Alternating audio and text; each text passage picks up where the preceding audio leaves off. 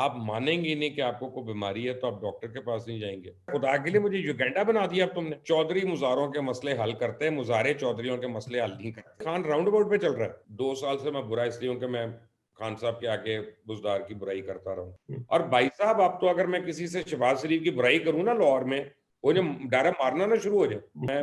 मैं अकबर एस बाबर भी नहीं बनना चाहता और मैं मुबश्शिर लुकमान भी रहना चाहता हूँ, लेकिन पीटीआई के पास मेरा नहीं ख्याल 40% भी टिकट सीकर्स होंगे। मुस्लिम लीग नून जो है इंतहाई मकबूल है, लेकिन काबिल कबूल नहीं। मेरा नहीं ख्याल कि ये 5 साल पूरी होगी।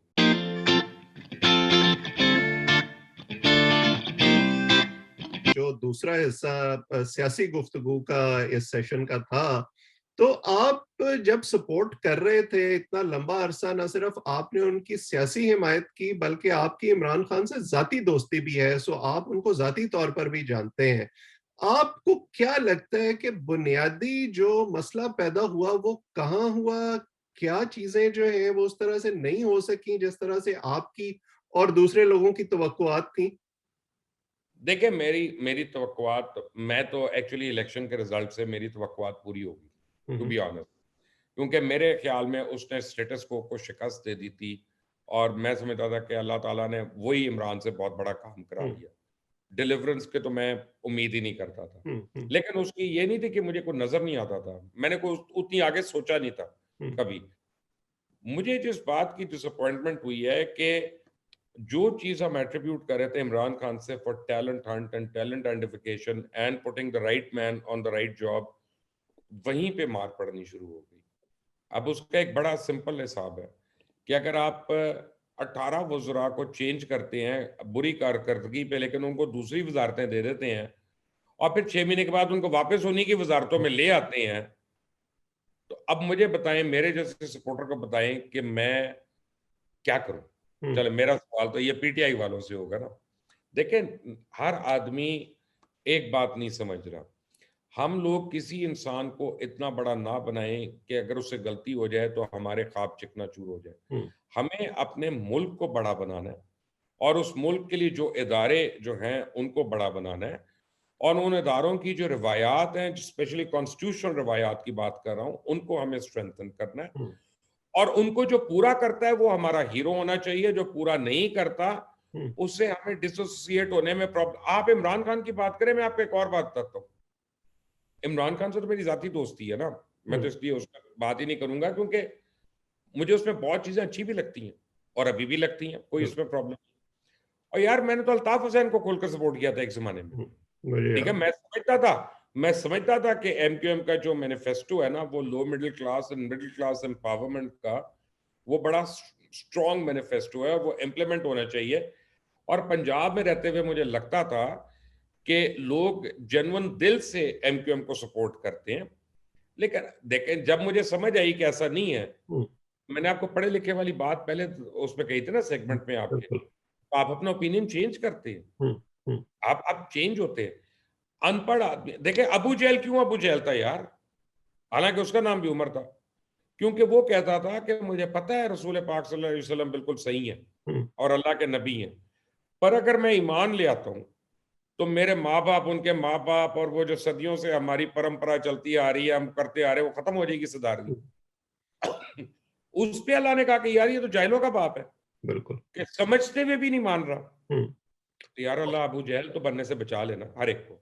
और मुझे लगता है कि सबसे बड़ी तब्दीली जिस जिस तब्दीली का हम इंतजार कर रहे थे वो ये आई है कि एक जमात जो वहां से शुरू हुई थी कि हम बेहतर हैं इसलिए हमें मौका दिया जाए, अब वो हर चीज का जवाब ये देती है कि हमसे पहले वाले भी तो यही कर रहे थे, तो आप हम पे क्यों एतराज करते हैं? सो मेरा ख्याल है कि कहीं ना कहीं उनको अपने गिरबान में भी झांक के देखना चाहिए। तो जो इस वक्त स्टाइल ऑफ गवर्नेंस है पीटीआई का, जिसकी दो हमें बड़ी वाजे उनका फोकस नजर आता है, एक ये कि ऑपोजिशन को ग्रिल कैसे करना है और दूसरा ये कि इकोनॉमी की बहुत बात होती है।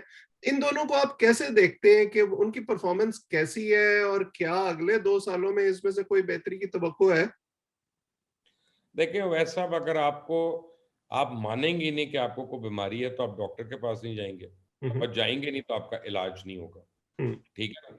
तो ये याद रखें कि आपको पहले मानना पड़ेगा कि आपको कोई बीमारी है। हम्म। तो जो है ना, और फिर ही आपका कोई डॉक्टर इलाज करेगा।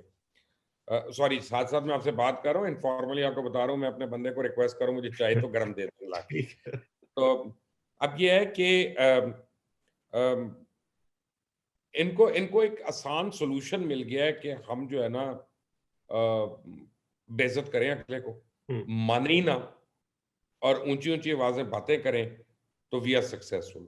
हम्म। और इस मुल्क में पोलराइजेशन इतनी ज्यादा हो गई है और इतनी खौफनाक हो गई है कि अगर यहाँ पे मुहर्रम के अंदर कोई फसाद होता है, उसको हम रिपोर्ट कर रहे होंगे ना, तो हम्म। लोग हमें इस नजर से देखते हैं कि ये शिया है कि सुन्नी है। हम्म।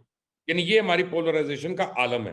ठीक। और अगर फर्ज करें मैंने ये कह दिया कि अहले तशी के साथ ज्यादती हुई, तो वो हम बहुत प्ले अप होगा, क्योंकि एक सुन्नी आदमी ये कह रहा है कि अहले तशी के साथ ज्यादती हुई, हम्म। और उसको क्रेडिट दिया जाएगा, और बिल्कुल। सुन्नी आके उसको धापे मारेंगे कि तेनू की जरूरत सी ए हम्म। गल करन की है। ये हमारा एक डिलेमा बन गया हुआ है कि बहुत लोग जो नवाज शरीफ को या आसिफ जरदारी साहब को पसंद नहीं करते, अब वो मुझे पता है आपको क्या कहते हैं, या अच्छा यार इमरान को हटाओगे कौन आएगा। अरे बाबा, कौन आएगा का क्या मतलब है? हम्म। ये वैक्यूम कुदरत के कवानीन में नहीं होता, वैक्यूम आर्टिफिशियली लेबोरेटरीज में क्रिएट होता है। ठीक बिल्कुल। है ना? वो छोड़ दो, तुम अपने सिस्टम को सही करो, जो भी सिस्टम स्पिट आउट करेगा हम्म। वही बंदा सही होगा। वो मुझे अभी से मैं क्यों प्लान करके लाऊं? हम्म। हम बंदे प्लान करके जो लाते हैं ना, वहां पे सिस्टम कॉम्प्रोमाइज होता है। बिल्कुल। जिसने हमने सिस्टम को स्ट्रेंथन कर दिया, हम्म। सारे बंदे काबिल आ जाएंगे। बिल्कुल। और फिर होता ही है कि वो उसी सिस्टम का होस्टेज बन जाता है और जो है अपने आप को जस्टिफाई करने की कोशिशों में लग जाता है। तो ये जो हमें मईशत बड़ा। की आपको बात बता दूं, मईशत की अगर आप इजाजत दें, जी जी सॉरी मैं प्लीज। टाइम ले रहा हूं आपका। Please please please. वो एक मालिशी एक हाजी साहब की मालिश कर रहा था दरख्त के नीचे लेट के। तो उसके पास एक बंदा आया, कहने लगा, हाजी साहब अस्सलाम वालेकुम, की हाल है, खैरियत है हाजी साहब? वालेकुम सलाम, ये वो।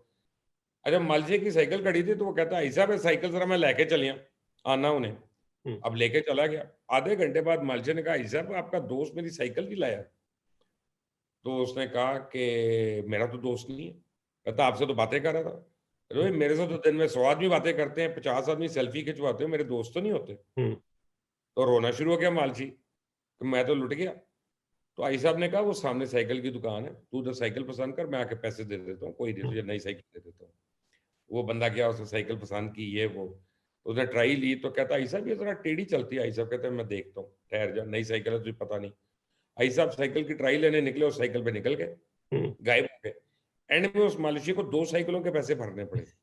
यही हमारी इकोनॉमी का हाल हो रहा तो है। अब इसका हल क्या है? अब ये हमें पिछले 24 घंटे में ये बताया जा रहा है कि इकोनॉमी जो है उसकी वी शेप रिकवरी हो गई है और अगले 2 सालों में जो है वो बड़ी तब्दीलियां आ जाएंगी। आपको लगता है कि शौकत तरीन को जिस मकसद के लिए लाया गया था, उन्होंने अपना कोई मैजिक दिखाना शुरू कर दिया?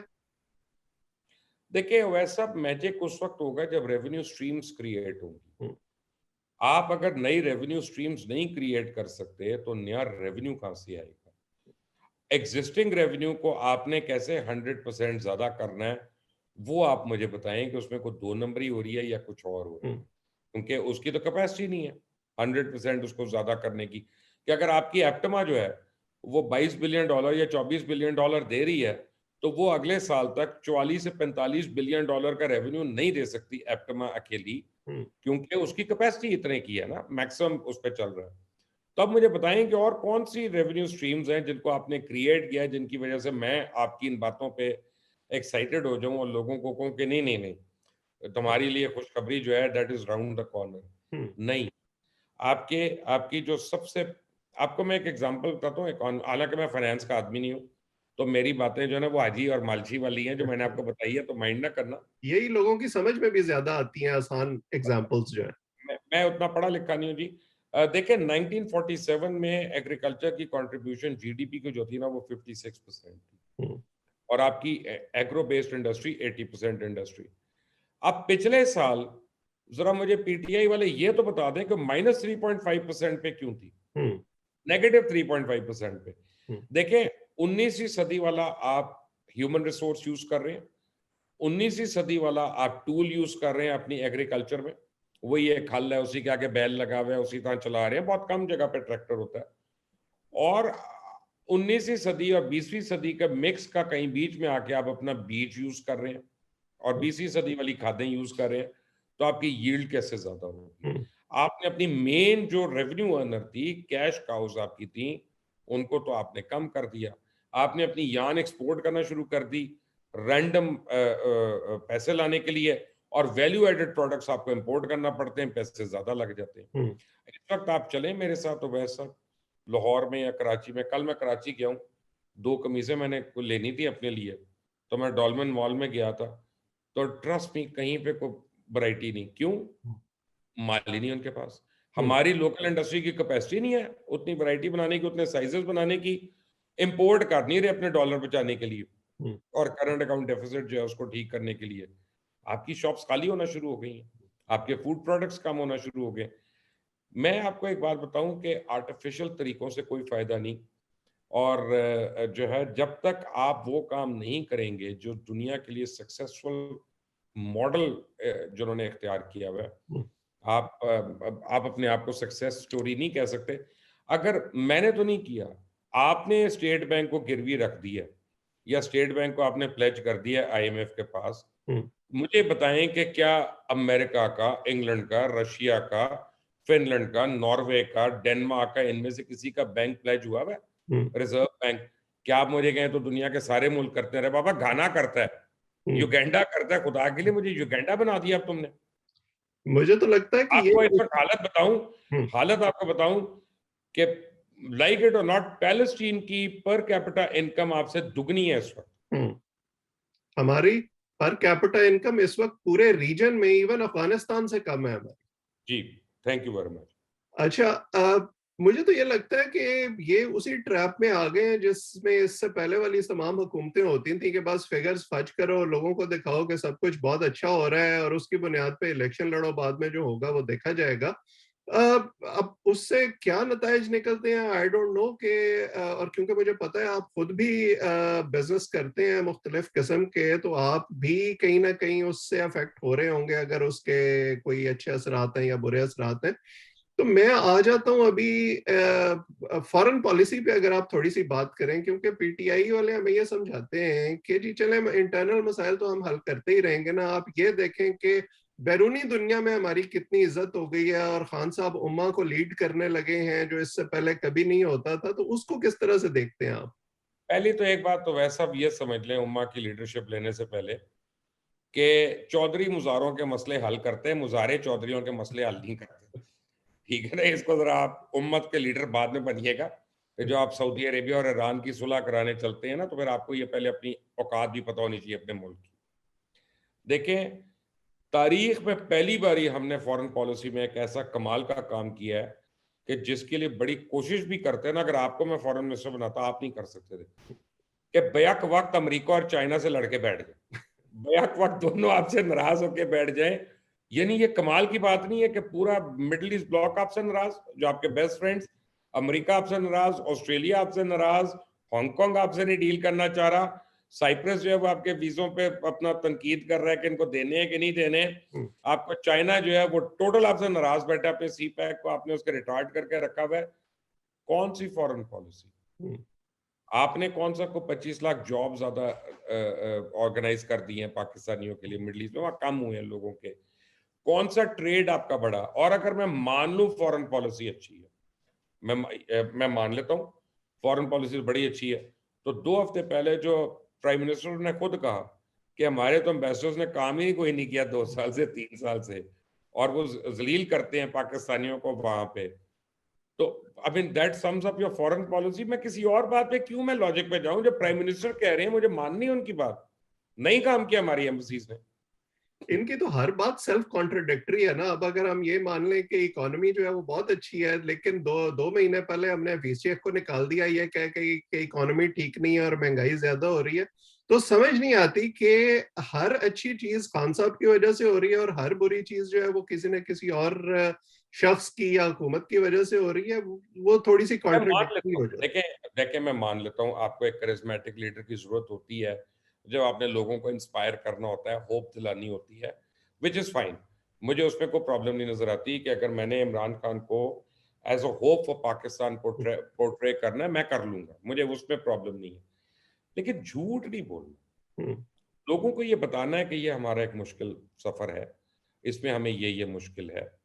देखिए ना, अगर आप कर्जा ले रहे हैं, कर्जा वापस करने के लिए, तो कितना कर्जा आपने वापस किया वो जरा बता दें। हम्म, अगर आप कर्जा ले रहे हैं इंफ्रास्ट्रक्चर बनाने के लिए नहीं, डेट सर्विसिंग के लिए, तो वो कितना डेट सर्विस हो गया हम्म, वो बता दें। अगर शहबाज शरीफ ने रिंग रोड पे पैसा खाया होगा, तो रावलपिंडी रिंग रोड पे क्या हो गया, हम्म, हमें वो भी बता दे। अच्छा, फिर अगर उनके साथ कुछ नहीं होना, तो फिर भाई आहद चीमा को भी छोड़ दो और फवाद हसन फवाद को भी छोड़ दो, फिर इन गरीबों का क्या कसूर है? हम्म, हम्म, इसलिए कि ब्यूरोक्रेट है, इनकी बिल्कुल। जुबान।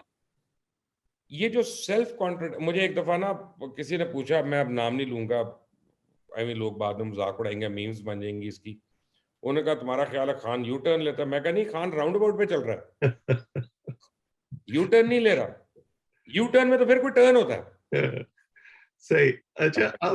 अब मैं आ जाता हूँ आपके फेवरेट टॉपिक पे, पंजाब पे और उस्मान बुज़दार पे। क्योंकि पंजाब की बड़ी अहमियत है हमारी सियासत में। पंजाब से जो जीतता है वो सेंटर में हुकूमत बनाता है। और अगेन वही बात बार बार पंजाब के बारे में होती है। जब क्रिटिक्स ये कहते हैं कि पंजाब में काम नहीं हो रहा, बुज़दार साहब में कैपेसिटी नहीं है, हमें ये भी पता चलता है कि जो हमारे मुक्तदर इदारे हैं वो भी उनसे खुश नहीं है। लेकिन खान साहब बार बार ये कहते हैं कि वो बहुत जबरदस्त काम कर रहे हैं, लेकिन मीडिया जो है वो दिखा नहीं रहा उसको।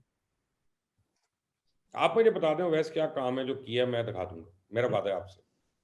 बिल्कुल। देखिए, मैं अब 2 साल से मैं बुरा इसलिए हूं कि मैं खान साहब के आगे बुजदार की बुराई करता रहूं, हम्म, उनका मैं बताता रहूं कि कहाँ कहाँ वो खा रहा है, कहाँ कहाँ चोरी कर रहा है, कहाँ कहाँ करप्शन कर रहा है, कहाँ कहाँ नालायकी कर रहा है। हम्म, वो मानते ही नहीं थे। मुझे याद है पहली बारी जब मैंने उनको कहा ना, मैंने कहा इमरान किए तो 25,000 रुपए तक की रिश्वत नहीं छोड़ रहा ये आदमी।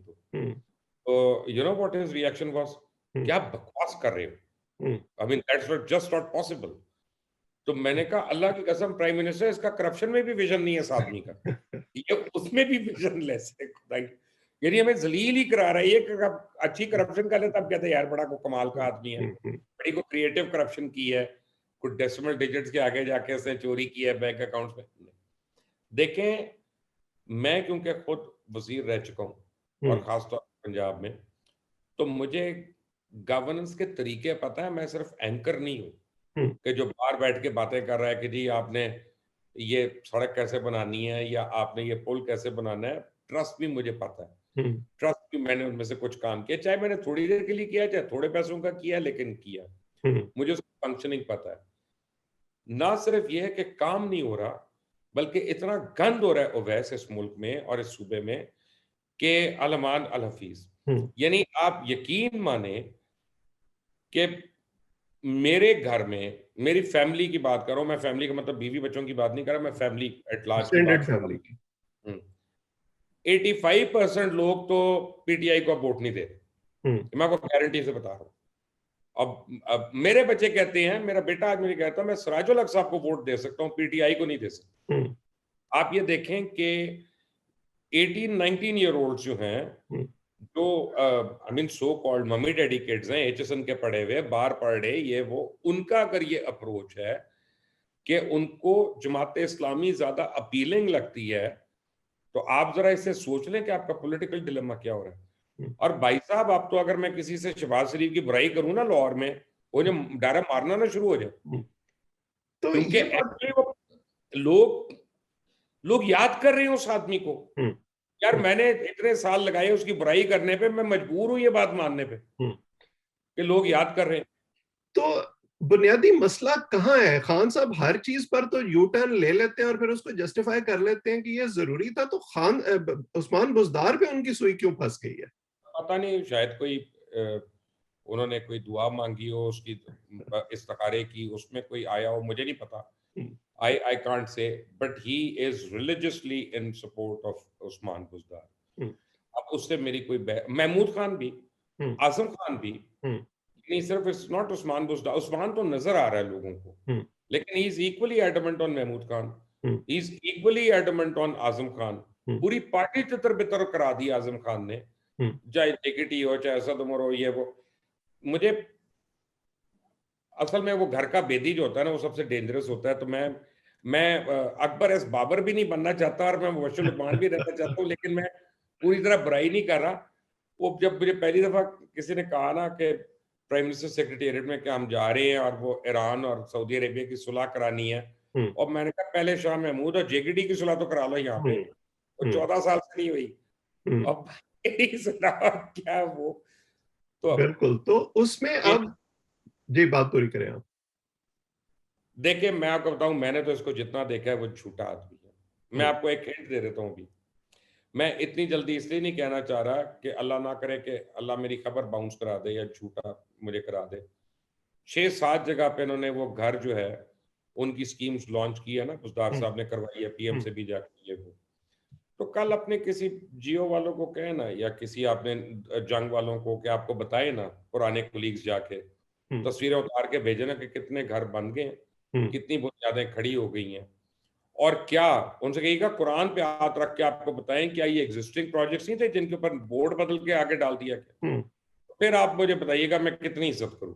अभी कुछ दिन पहले किसी ने ट्विटर पे शेयर की हुई थी, जो हमें केपी में पिछले 5 साल में बताया जाता था कि पीटीआई बहुत सारे डैम्स बना रही है, उनकी तस्वीरें किसी ने शेयर की थी। जैसे हमारे देहात में वो मिट्टी की बनियां नहीं बनी हुई होती, तो वो आप सीमेंट की बनियां समझ लें उसको, और वो सारे डैम्स थे जिसका इतना क्रेडिट लिया जा रहा था। चले, उसका तो मैं क्रेडिट दे दूंगा, अगर वो उसको डैम कहते हैं, हो सकता है डैम ही कहते हो, मुझे नहीं पता।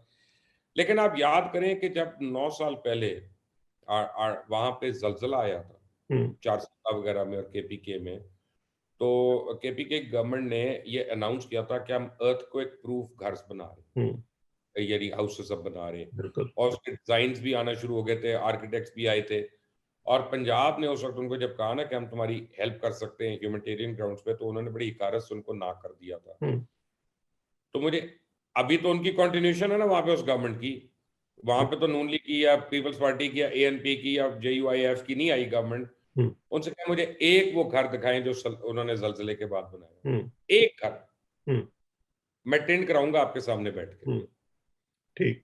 यार अपना झूठ बोलने से मुल्क चलते हैं, हम्म लोगों का पेट भरते हैं।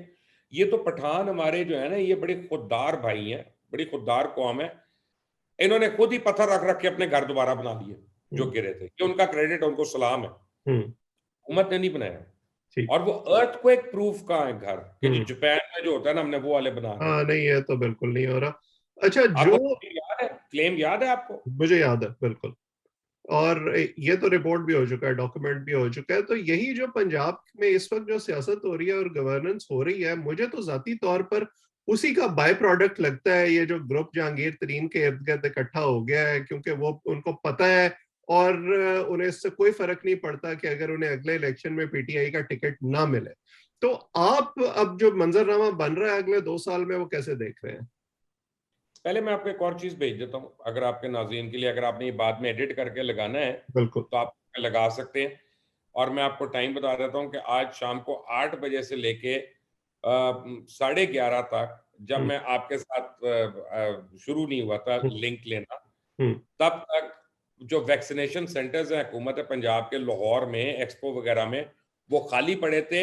150 स्टाफ में से एक भी वहां पे नहीं था। लोग खड़े हुए थे, धक्के खा रहे हैं, जिनकी अपॉइंटमेंट्स और डेट्स हैं। वीडियोस भी हैं, तस्वीरें भी हैं, मैं आपको अभी व्हाट्सएप भी कर देता हूँ, आप वो भी अपने। अब आप मुझे बताएं मैं कितने इज्जत करूं। दूसरी बात यह है कि इसलिए मैं समझता हूं कि खान साहब बार बार जो थ्रेट कर रहे हैं कि जी मैं किसी का प्रेशर नहीं लूंगा, ना मैं किसी को एनआरओ दूंगा, और हुकूमत रहती है रहे, नहीं रहती ना रहे, ये बेसिकली स्टेपिंग स्टोन है कि अगर मैं खुद असेंबली डिसॉल्व कर दूं तो उससे मेरी कोई सियासी शहादत हो जाए और मेरी इज्जत रह जाए, और मैं एक सर्टन पावर स्ट्रक्चर जो है उसको मैं रिटेन कर सकूं। इसका और कोई रीजन नहीं है, अनलेस एंड अनटिल पीटीआई अपनी गवर्नमेंट खुद खत्म करे। पीटीआई के पास मेरा नहीं ख्याल 40% भी टिकट सीकर्स होंगे। आई मीन जीतने वाले तो बड़ी दूर की बात है। उसका हमने एक मुजाहरा इन इलेक्शंस में तो देख ही लिया, जो ज़िमनी इंतखाबात होते रहे हैं पंजाब में, और एक के बाद एक हल्के में पीटीआई हारती रही है हुकूमत में होने के बावजूद। भाईजान मैंने तो आज तक सिटिंग गवर्नमेंट को कभी पंजाब में हारती नहीं देखा बाई इलेक्शन। हम पंजाबी तो बड़े अपना लाइला किस्म के लोग हैं। हम तो वापडा के एसडीओ से डरने वाली कौम है, हुकूमत से हम कहाँ लड़ते हैं यार, खुदा के लिए। तो हम तो मीटर काटने वाला आता है उसकी थोड़ी को हाथ लगाना शुरू हो जाता है, तेरी मेहरबानी यार आज ना कट, मैं कल बिल दिखा देंगा भाई। तो ये हालत होती है। आप यहाँ पे सिटिंग गवर्नमेंट का इलेक्शन हारना, आप समझते हैं कि लोग कितना अक गए हैं। हम्म, और बाय द वे अभी मैं समझता हूँ कि कम वोट मिले उनको, हम्म, धांधली नहीं हुई, हम्म, धांधली नहीं हुई, लेकिन टीएलपी जो है वो एक्स्ट्रा ऑर्डिनरी वोट्स लेगी जिसमें वो उनके भी वोट कट गए, हम्म, पीएमएलएन के भी। वरना इनका रिजल्ट बिल्कुल डिफरेंट होता अगर टीएलपी ना होती बीच में। हम्म। तो 2023 में फिर अब हम क्या देख रहे हैं? क्या वाकई मुस्लिम लीग नून से दोबारा कोई बातचीत हो रही है और वो दोबारा रेलेवेंट हो रहे हैं, नई ग्रुपिंग हो रही है? क्या लगता है आपको हालात की चीजें किस तरफ जा रही हैं? मुस्लिम लीग नून जो है इंतहाई मकबूल है, लेकिन काबिल कबूल नहीं, हम्म, ठीक है ना। ठीक है। पीपल्स पार्टी मकबूल नहीं, लेकिन काबिल कबूल है, हम्म, ठीक है। तो मुझे लगता है कि और फ्रेगमेंटेड जो है ना पार्लियामेंट, मजीद फ्रेगमेंटेड जो है ना वो उसमें लगती है। लेकिन जो 2023 का इलेक्शन है ना वैस, उसकी एक बहुत इंपॉर्टेंट बात है, हम्म, उसको प्लीज नजरअंदाज मत करना। आपकी 60% पॉलिटिशियंस जो हैं उनकी अमली सियासत तब तक खत्म हो जाएगी क्योंकि वो उम्र के उस हिस्से में आ चुके हैं, हम्म, या आ रहे होंगे और स्लिप हो रहे हैं। देखें, एक एज चाहिए होती है ना, हम्म, बियॉन्ड 70 आपके लिए वो कैपेसिटी नहीं होती आपकी उस तरह हम्म, सोचने की। मतलब आप समझे कि चौधरी शुजात हुसैन कितनी देर तक अमली सियासत कर सकते हैं, या और भी बुजुर्ग हैं हमारे सारे हम्म, सीनियर्स जो हैं। तो ये बहुत लोग इसमें से आउट भी होंगे, हम्म, और ये स्टेज अभी खुलनी है। इस मुल्क के साथ जो दो बड़े डिलेमास हुए हैं ना पॉलिटिकली, हम्म, एक है स्टूडेंट यूनियंस के ऊपर मुतवातिर बैन, हम्म, उससे हमारी पॉलिटिकल ग्रूमिंग नहीं हुई। हम्म, और जितने आपके अच्छे सेंसिबल अभी आपको लीडर्स मिलेंगे, सीनियर लीडर्स, एक्चुअली तो वो पॉलिटिकल लीडर्स थे हम्म, पहले, वो स्टूडेंट यूनियंस के थे और बिल्कुल। वहां से निकले थे। दूसरी चीज आपकी लोकल बॉडीज ना होना। ये दो आपकी नर्सरीज हैं जो आपकी अच्छी लीडरशिप बनाती हैं। अब यार अगर मैं आपकी वजह से पार्लियामेंट में आ रहा हूँ जिंदगी में पहली बारी, तो हम्म, मैं नजरियाती पॉलिटिक्स तो मैं कर चुका। ठीक। कैसे होगी नजरियाती पॉलिटिक्स यार? बिल्कुल सही। आप तो खुद नजरियाती देखें, जो आपका पॉलिटिकल पार्टीज एक्ट है ना वैसे कभी खोल के पढ़े, हम्म, उसमें हर एक का जिक्र है स्वाय पॉलिटिकल वर्कर के। बिल्कुल। जो उसमें डिप्राइव्ड एलिमेंट है पॉलिटिकल वर्कर है। हम्म। तो हमें जो इसमें अब तेजी नजर आ रही है कि जी इलेक्ट्रॉनिक वोटिंग शुरू कराई जाए और ओवरसीज पाकिस्तानियों को वोटिंग का राइट दिया जाए, अगरचे मुझे जाती तौर पर तो नहीं लगता कि ये 2023 तक मुमकिन हो सकेगा, लेकिन क्या अब पीटीआई की उम्मीदें जो हैं वो उस तरफ लग गई हैं कि शायद वो गेम चेंजर हो सकता है? देखिए जी, बात यह है कि मैं कहता हूं ये भी लगा लें, आपको मैं भी बता रहा हूँ, ओवरसीज पाकिस्तानी जो है ना उनमें एक बहुत बड़ा तबका है जो पीटीआई का सपोर्टर नहीं रहा, हम्म, जो एयरपोर्ट्स पे धक्के खाता है, जिसकी जमीनों पे कब्जे हो गए, जिसकी जो है यहाँ पे घर पे कब्जा हो गया, वो बहुत आपके इस वक्त भरा हुआ बैठा है। कोई ऐसी बात नहीं। दूसरी बात यह है कि आप नई अपनी एक कॉन्स्टिट्यूंसी डेवलप करने की कोशिश कर रहे हैं कि वो कम से कम एक या दो इलेक्शंस में परमानेंट आपकी कॉन्स्टिट्यूंसी हो, हम्म, और 15 से 18 लाख जो वोट आना है वो आपको मिल जाए। ठीक। अब आपको 70 लाख नहीं पढ़ना यार, चले मैं आपको ये बता देता हूँ, हम्म, 70 लाख वोट नहीं आपको पढ़ना। अब आप लगा लें कि वो कैसे आपने पूरा करना है, 30 लाख लेके, 35 लाख लेके, हम्म, वो आप कर लें, लेकिन ये फिल इन द ब्लैंक अभी तो नहीं होता। हम्म, अगले इलेक्शन का मुझे नहीं पता। ठीक। मैं आज की तारीख में आपको ये बता रहा हूं कि ये अगर अपनी ब्लड से 10% भी रिटेन करते हैं तो बड़ी कमाल की बात होगी। हम्म।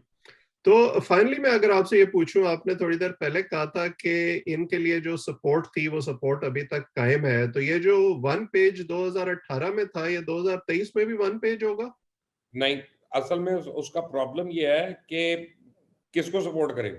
हम्म, आगे से भी तो कोई एग्री करे ना। हम्म, अगर मियां Nawaz Sharif totally non compliance के मोड में है हम्म, तो रिस्क कौन ले? या जो है वो आसिफ जरदारी, अब आसिफ जरदारी साहब जो है वो जितना मर्जी सेंसिबल हो, जितने मर्जी इंटेलिजेंट हो, लेकिन पंजाब का एक बहुत बड़ा तबका नहीं ट्रस्ट करता। ठीक। ठीक है, वो बिलावल साहब को करता है, उनको नहीं करता।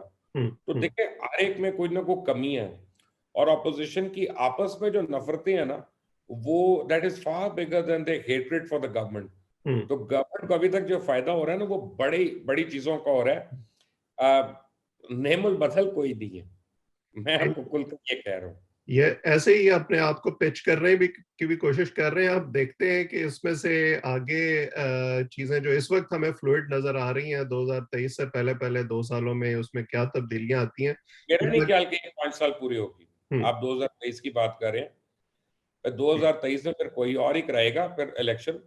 I will be very surprised अगर ये साल भी पूरा होता है, तो लेट्स हम्म, बी। अगेन उसका नुकसान उसी पॉलिटिकल वर्कर और उसी आम आदमी को है जिसके बारे में आपने बार बार इशारा किया।